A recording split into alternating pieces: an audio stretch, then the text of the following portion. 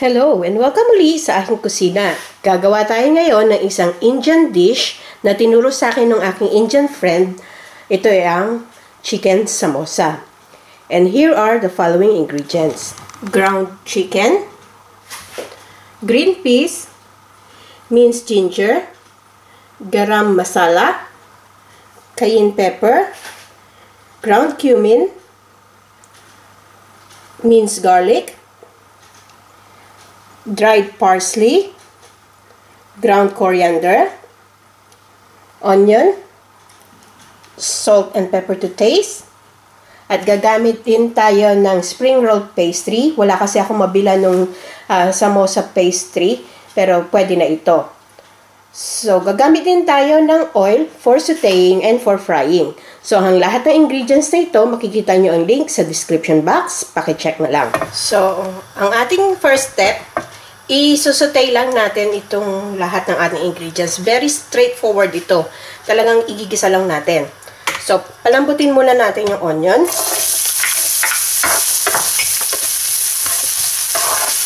Lutuin lang natin to hanggang lumambot. Tama na din natin yung garlic.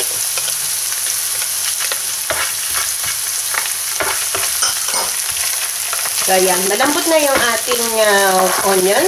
So, isama na natin yung ground chicken. So, tuloy lang natin ang pag-saute o paggisa hanggang maging golden brown siya. So, ayan. Ready na yung ating chicken. So, isama na natin lahat ng ating spices. Unahin natin yung ginger, yung green peas, yung garam masala, ground coriander, cayenne pepper. Itong cayenne pepper, depende kung gaano ang spice, kung gaano pa spicy mo gusto. Itong ground cumin, dried parsley, and sama na natin ang salt and pepper to taste. So, ang salt, depende sa panlasa nyo, and pepper. So, haluin lang natin ito completely. Mix this thoroughly. Ayan. Patuyuin lang natin siya completely na ma-absorb yung ating oil at saka yung water from the chicken. So, ang bango. Amoy Indian food na talaga. So, yung mga spices, ang sabi sa akin ng friend ko, depende kung anong gusto nyong ilagay. So, napakarami niyang ibinigay sa akin na spices na i-modify ko na lang, hindi ko na nila lahat kasi ayoko rin naman ng masyadong maanghang. So, ayan. This one is ready. So, pwede na natin itong i-switch off. Isalin natin sa bowl. At we will cool this down completely bago tayo mag-proceed sa next step. So, itong ating spring roll wrapper, i-loosen up lang natin. Then, i-fold natin sa middle.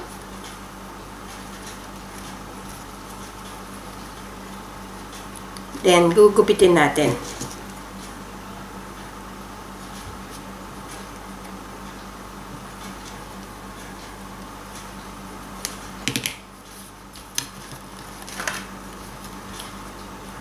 Yan.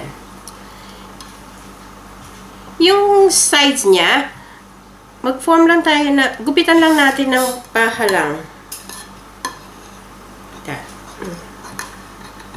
Yan. And then this one, same. So, yan. Ganyan ang magiging itsura ng ating wrapper. So, ito yung ating improvised na samosa wrappers. So, yung dulo nito, i-fold lang natin. Like that. Parang triangle. And then, yung ating water and cornstarch, basain lang natin. Ididikit natin para mag-seal. And then, i-fold natin.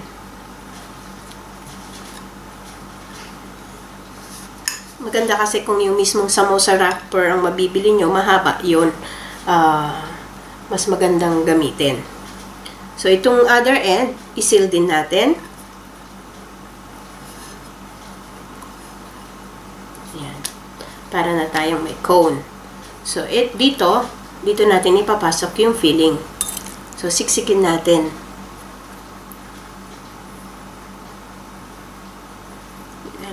Kasi nga improvise lang ang ating wrapper, medyo maraming nasayang. Kung ayaw nyo naman ng ganitong procedure, pwede nyo nang balutin siya na parang spring roll.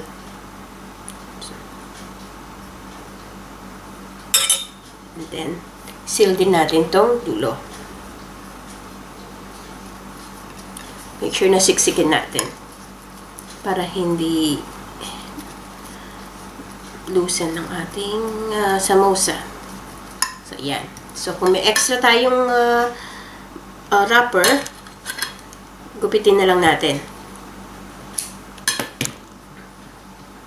And make sure na lahat ng ends ay sealed.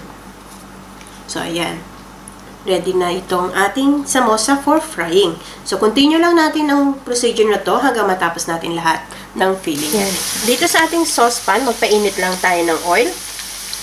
And then, i-fry na natin yung samosa.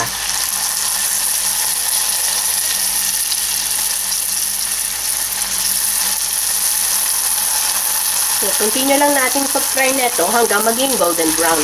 So, after ng one side, i-flip over lang natin. Balik na rin lang natin para naman dun sa kabilang side. So, this one is ready. So, kunin na natin. So, mag-prepare lang tayo ng plate with a kitchen towel.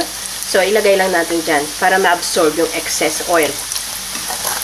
And continue lang natin yung procedure hanggang matapos natin lahat. So, eto na ang ating chicken samosa. Best served with sweet chili sauce. So, sana magustuhan nyo itong recipe na ito and share it with your friends. Hanggang sa susunod kong video, magkita-kita ulit tayo. Salamat! Bye!